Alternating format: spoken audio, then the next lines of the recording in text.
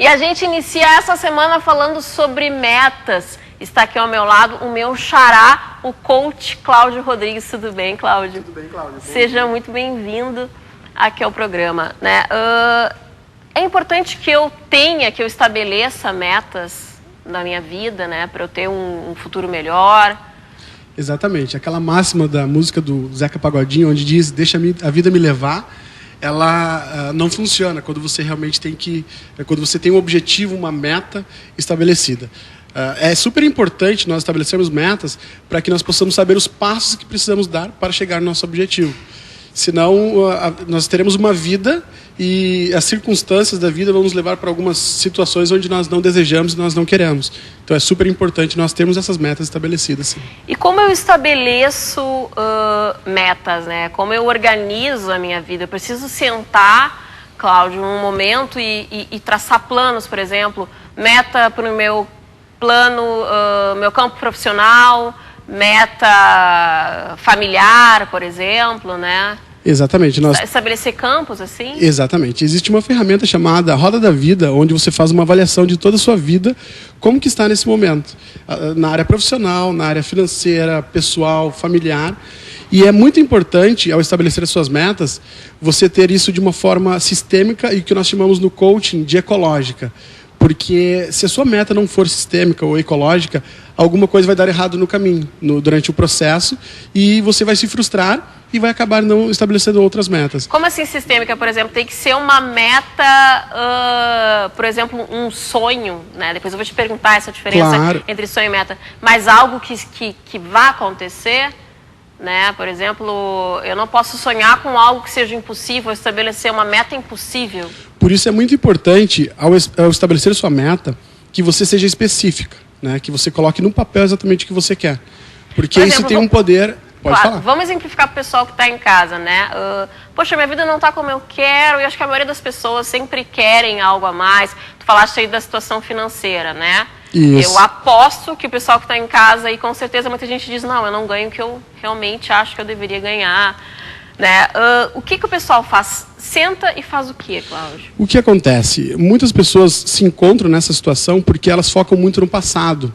O passado ele é importante, porque você está aqui hoje, você existe hoje, tem uma história por causa dele. Mas nós precisamos focar no presente e no futuro. E as pessoas elas se prendem muito no passado. Tem até uma metáfora da Bíblia que diz que onde as pessoas de uma determinada cidade, se elas olhassem para trás, elas virariam estátuas de sal. E muitas pessoas, elas acabam se transformando em estátuas de sal, porque elas dão muito mais foco nos problemas, nas coisas que já aconteceram no passado, do que no presente, no futuro e naquilo que elas querem realizar. Quando eu estabeleço metas, eu preciso pensar positivamente. Tu falaste aí que muitas pessoas se prendem ao passado e com certeza se prendem aos problemas do passado. Exatamente. Né? Uma vez eu ouvi dizer que para ter sucesso a gente tem que sempre focar no que é bom, olhar as pessoas pelo lado bom, pensar positivo, sempre ver o melhor do meu dia. Né? Meu dia não foi bom nesse sentido, mas eu vou frisar naquilo que ele foi bom. Isso é muito importante que você falou, Cláudia. O primeiro passo para ter uma meta bem estabelecida é pensar positivo. E quando eu digo pensar positivo, eu não digo assim, fechar os olhos e pensar, não tem praga no jardim, não tem praga no jardim, e o jardim está cheio de praga. Na verdade, é você pensar de uma forma positiva e agir com relação a isso. Porque o nosso cérebro e nós não somos programados para pensar no negativo. Quem tem criança em casa sabe como funciona. Quando você pede para o seu filho, não coloca o dedo na tomada, o que ele faz? Ele vai e coloca o dedo na tomada. Então, as pessoas... Tu não pode fazer isso para mim? As pessoas colocam não sempre, né? Sempre colocam não, exatamente. E as pessoas, às vezes, que querem perder peso, elas costumam dizer assim, eu quero emagrecer, eu quero perder tantos quilos. E na maioria das vezes ela não consegue, sabe por quê? Porque o sistema dela, o DNA dela, o seu cérebro não está programado para perder algo. Então, o correto seria, ao invés de dizer eu quero perder tantos quilos, eu quero emagrecer, é dizer assim, eu quero chegar no meu peso ideal. Qual que é o meu peso ideal? Tantos quilos. E quando você pensa dessa forma, desse jeito, é muito mais fácil e muito mais provável que você vai atingir o seu objetivo, sua meta. Com certeza. Eu pedi para o pessoal que está em casa, que queira participar aqui da minha conversa com o Cláudio Rodrigues, que mande aí mensagem SMS pra gente. A Sá Herzog está hoje aqui no estúdio, vai passar os contatos para vocês, né, Sá? Seja bem-vinda. Obrigada, bom dia. Então, você que quer participar do nosso programa mandando sugestões de pauta, perguntas para os nossos convidados, manda SMS para o número 9282-3806. 9282-3806. Participe também pelo Facebook, facebook.com/programa Tudo para a Mulher. Tem o nosso Twitter, que é o twitter.com/tpm_ubratv. Participe! Isso aí, bacana, obrigada pela participação. Cláudio, tu falaste aí que eu preciso sentar e estabelecer as metas, né, em vários campos da minha vida, né, o que eu quero a longo prazo e a curto prazo também, eu preciso definir isso, né, por exemplo, né, eu quero ter muito sucesso na minha carreira, ou eu quero ter uma super casa, mas eu preciso ter esse tempo, definir o que é a longo e o que é a médio e curto prazo. A sua pergunta e a sua observação ela foi precisa, porque o primeiro passo para estabelecer metas é, como você falou, pensar de forma positiva, Cláudio. Nós temos que pensar no que nós queremos e não naquilo que nós não queremos. E o segundo passo é sermos específicos ao estabelecermos as nossas metas. O que isso quer dizer? Eu vou dar um exemplo para você. Em 1959, Harvard fez uma pesquisa com os seus alunos que estavam se formando naquele ano e eles fizeram algumas perguntas. Dentre essas perguntas, algumas eram: quais de vocês têm algumas metas ou têm metas e objetivos para traçar? A grande maioria disse: eu tenho metas, eu tenho objetivos. E depois fizeram uma outra pergunta: e quantos de vocês têm uma meta por escrito, uma meta específica? Somente 3% das pessoas disseram que tinham suas metas por escrito, de uma forma clara e objetiva. Passaram-se 20 anos, chamaram novamente esses alunos para fazer algumas perguntas e uma pesquisa, e foi constatado que aqueles 3% que haviam dito que tinham metas por escrito, que tinham suas metas bem específicas, financeiramente elas valiam mais de 10 vezes do que os 97%.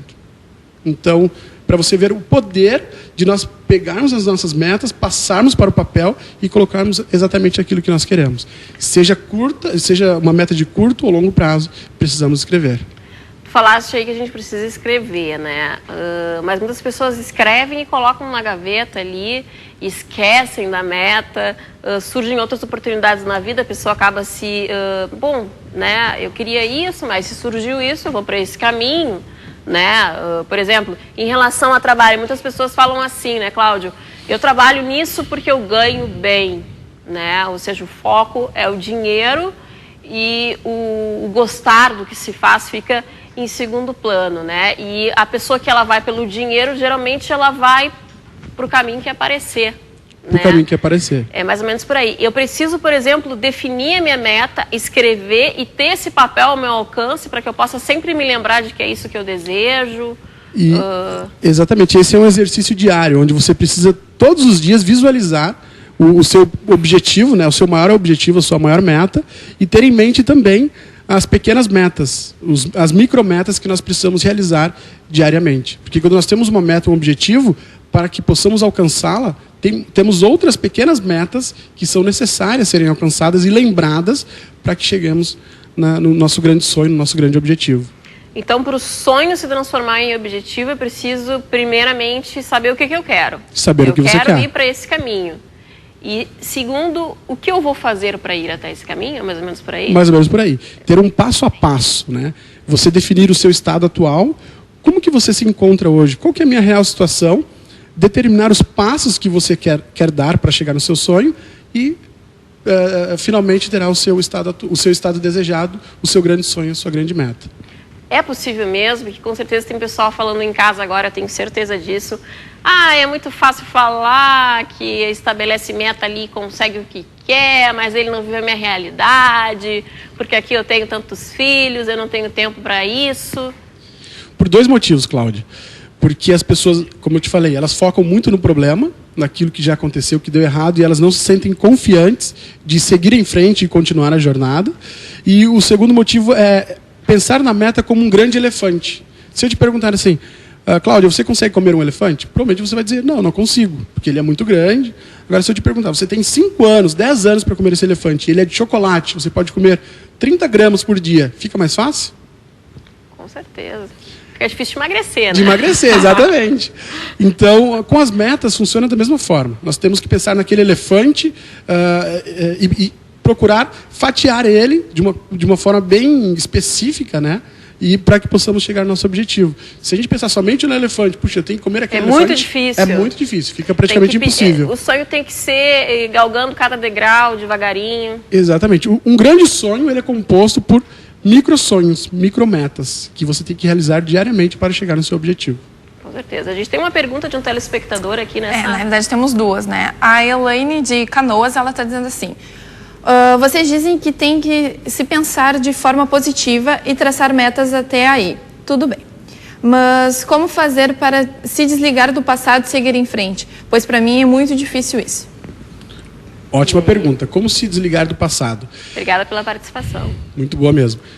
Um dos grandes segredos para que nós possamos nos livrar do passado é pensarmos, criarmos uma ponte com o futuro. Nos colocarmos na situação de quando estivermos realizando aquela meta.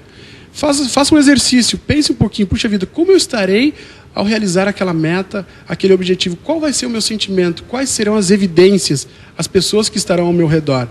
Isso vai se transformar num recurso para você, para que você possa se sentir empoderado e forte e fortalecido para seguir em frente e procurar sempre focar nesse sentimento. Antes da gente mostrar a próxima pergunta, Cláudio, é importante que eu saiba por que, né, que eu quero isso. Muitas pessoas falam assim, nossa, eu gostaria de ter muito sucesso na vida, eu gostaria de ser reconhecido nas ruas, eu gostaria de ganhar muito dinheiro, né? As grandes celebridades, as pessoas pensam, nossa, como eu gostaria de ter a vida da Xuxa, por exemplo, né? Mas por que eu quero realmente isso? E será que isso me fará feliz? A pessoa tem que se perguntar isso também, né? Porque a gente pensa assim, numa vida de glamour, numa vida de muito dinheiro, mas a gente não pensa no outro lado, por exemplo, de não ter a mínima privacidade, né? Da pessoa, muitas vezes, as outras se aproximarem delas por interesse. Eu preciso saber por que eu quero isso e como eu viveria dessa forma. Exatamente. Tem uma frase muito interessante que diz assim, quem tem um pra quê, enfrenta qualquer como. Então, se você tem um para quê, um porquê, um motivo, você vai enfrentar qualquer como. E um exercício muito interessante de se fazer é pensar, quando eu atingir aquela meta, vai ter valido a pena? Né? Quais serão os benefícios e quais serão as perdas também de eu atingir essa meta? Porque até para realizar um sonho, existem perdas no caminho. Você vai perder alguma coisa. Deixa de fazer alguma coisa que gosta paralelamente, isso, muitas vezes. No caso das celebridades, ela tem que saber que para ela se tornar uma celebridade, ela vai perder um pouco de privacidade, ela vai perder um pouco de tempo com a família, porque vai ter que trabalhar mais, enfim.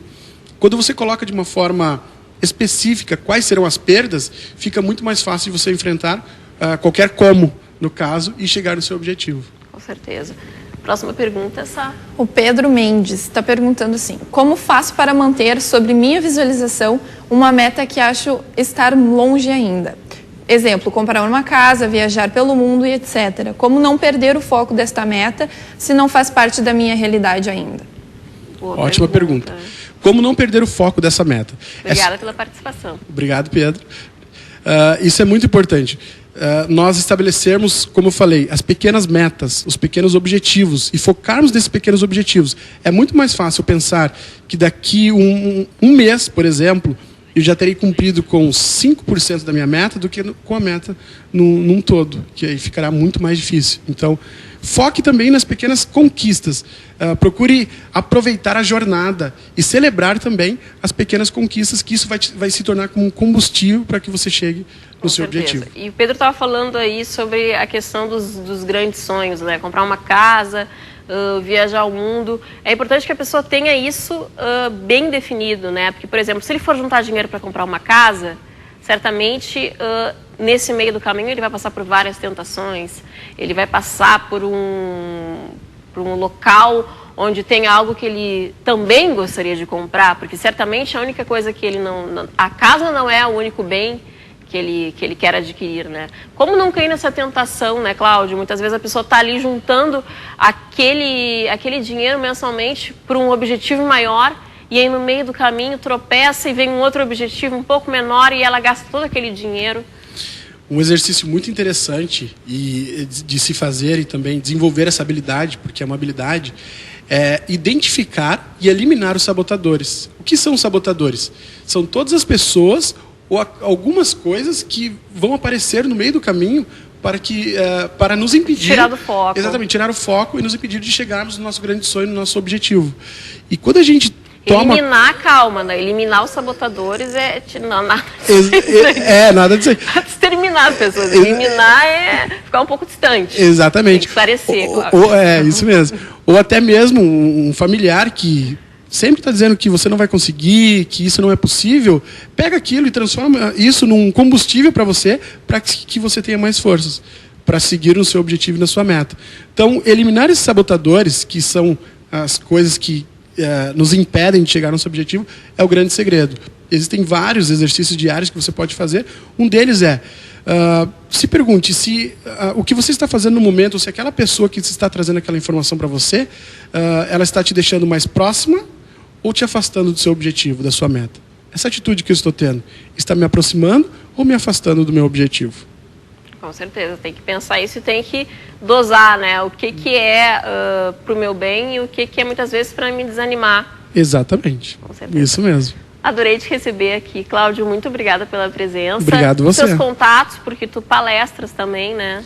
Isso, o nosso site é www.agencianacionaldecoaching.com.br. O e-mail é info@agencianacionaldecoaching.com.br e o nosso telefone é 4063-8925, DDD 51. Bacana, muito obrigada pela presença.